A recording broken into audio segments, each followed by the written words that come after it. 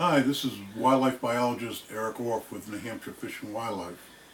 You know, I've been a wildlife biologist in New Hampshire for almost a half a century. I actually got out of UNH in 1972 and did some other work and a little bit of wildlife biology work until I was actually hired in the fall of 1976 with the New Hampshire Fish and Game Department. And by January of '77, I began recording daily or nearly daily into my diary. So here's my first one, 1977 is my first diary. And for the first year and a half, I actually worked in the fisheries division as a bioaid and a biologist up on Wentworth Lake in New Hampshire. Then in October of 1978, I was chosen as New Hampshire Fish and Game's first black bear biologist. So I began studying black bears in New Hampshire. Now, bears in New Hampshire, they were actually bountied. The state paid you $20 to kill a bear until 1956. You could kill them year-round until the mid-1960s and kill as many as you wanted until 1970. They were kind of considered a varmint. You know, the farmers didn't want them, so they were not highly thought of. And when I first started working with bears by the early 80s, because I've been collecting bear teeth to get the age of those bears by the early 80s, by 83, I had an estimate of about 1,000 bears in New Hampshire with a declining population. You know, during my 31 years and more now, after I retired from Fish and Game in 2007, I began another decade career as a consultant to the National Wildlife Federation, the National Wildlife Federation, the Ranger Rick folks. So did some different things.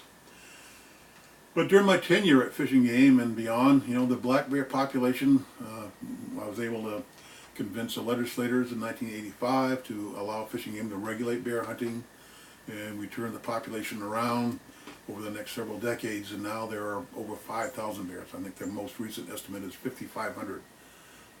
The moose population, when I started at Fish and Game, was probably fewer than 100. Now there's well over 3,000. The deer population was estimated in the early 80s to be around 40,000. Now it's 120,000. There are no bald eagles in New Hampshire.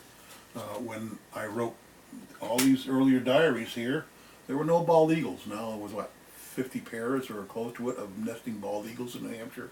Peregrine falcons were gone for decades or 100 years. Now we have more than a dozen pair of nesting peregrine falcons over on the coast.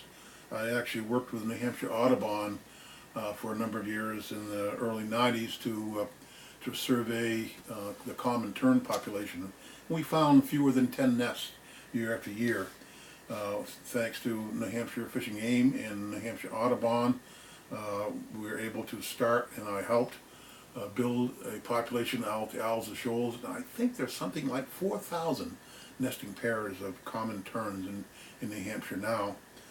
Turkeys, there were probably fewer than 50 when I made the first entry into this diary in 1977. Now there's over 40,000 turkeys in New Hampshire. So really there are way more animals, game birds, game animals, non-game animals, than there were when I started this first diary compared to the one I'm writing in for 2019 right here. So these diaries are full of stories that have yet to be told. The inside workings of New Hampshire Fish and Game. What were the decisions that were made that we were able to build a bear population from 1,000 to 5,000 or more, or bring the deer population from 40,000 to over 100,000.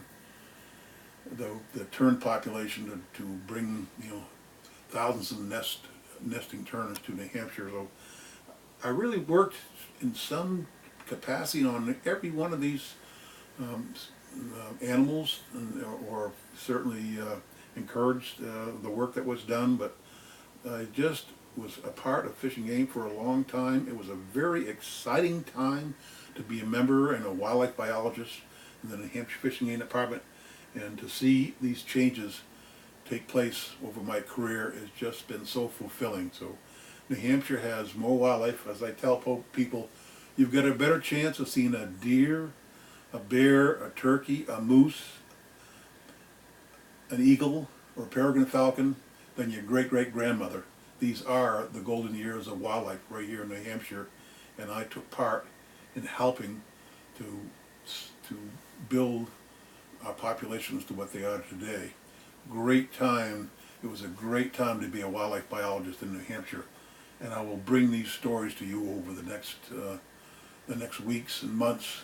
The inside of the New Hampshire Fishing Department and what really happened to change our populations to what they are today. A wonderful time and great experiences that I really want to share with you.